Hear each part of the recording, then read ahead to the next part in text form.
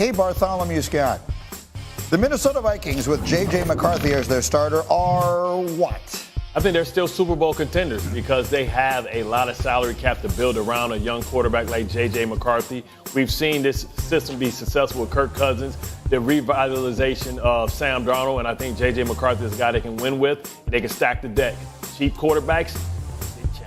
You know, Kmart, in your notes, you filled in the blank by saying they are a big fat question. What does that mean? Yeah, because maybe Bart knows something I don't. I do. But I've never seen J.J. McCarthy in the NFL.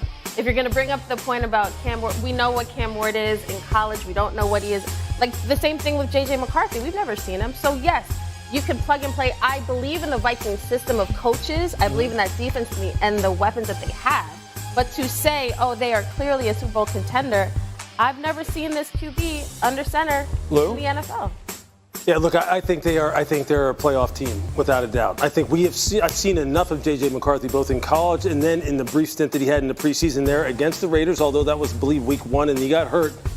I believe in the fact that this kid has nothing but upside, has a lot of mental horsepower. They have a great coaching staff. I think they're going to be right there. I think they're not going to skip a beat. Mm-hmm. And I think he is just going to burst onto the scene on fire this year. Well, what he said is cool. But it's risky. He said Super Bowl contender. I mean, they're walking away from a guy who threw 35 touchdown passes last year. If indeed they do wind up walking away from Sam Darnold, it's not just assuming you're just going to plug in a young player and do that, I think, is a big assumption. We'll see. Lewis, next one is for you.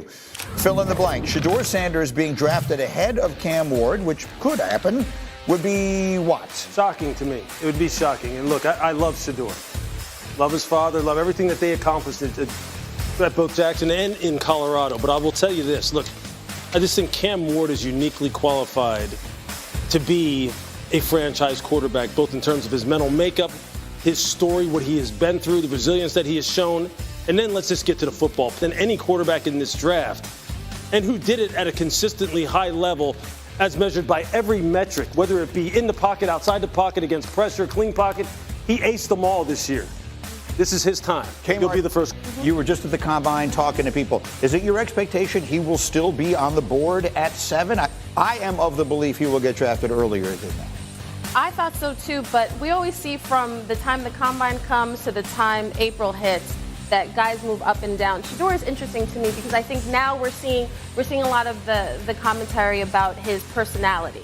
Talking to people, I've heard that he is brash. I've also talked to a lot of people who are very high on him from a character standpoint. Mm-hmm. This kid, he's Deion's son, so he's very confident. But if you want a quarterback to turn over your franchise, that's a good thing. The question that Lewis brought up was the football. On the field, can he be the difference maker? And most teams I speak to say that Cam is the guy that they have more faith in than Shedeur. Really quickly, Bart, you know the Jets better than anybody. Should that be the guy they want?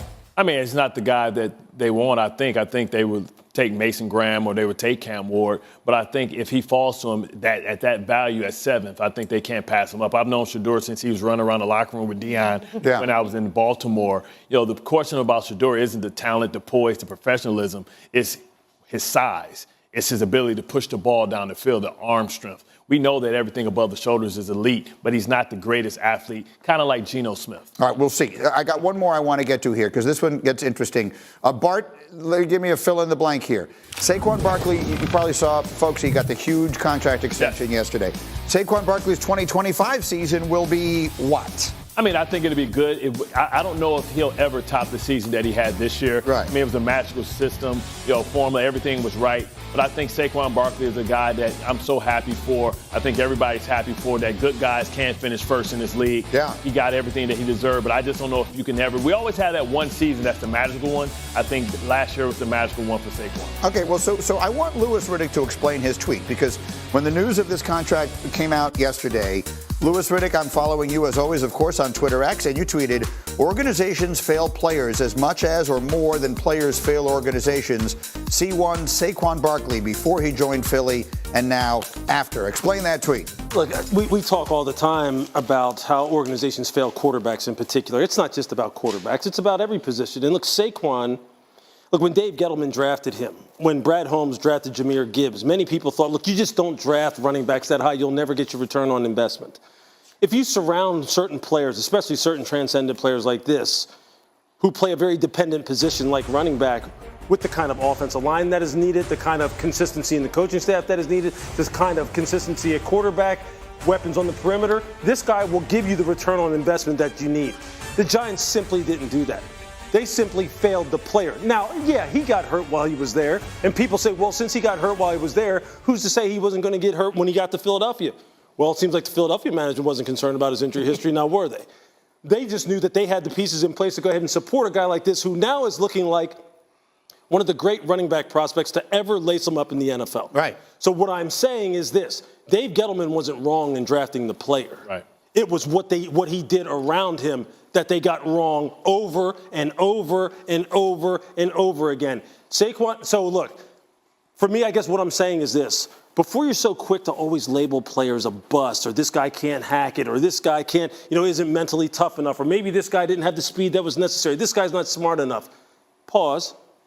And take a look at what's around players. It's a very dependent game. Yeah. Okay. And I just think we need to be careful because we're so quick to do that all the time with players. I would add to what you say that, I think that we have rewritten so much of Saquon Barkley practically single-handedly led the Giants to the playoffs 2 years ago. He did. Yeah. Saquon Barkley made Daniel Jones a very rich got man. him a lot, yeah. He gave Brian Daboll the coach of the year. That was all Saquon. Saquon elevated the Giants when he was there. They just weren't good enough for him to elevate them to where he elevated Philadelphia. I think in that building, that's why the Hard Knock scene is so, it still stands out for us with Joe Shannon and John Mara, because John Mara seemed to be in that room the only person who understood the value of Saquon, the type of leadership, the type of character, the type of professionalism, and also he is the face of our franchise.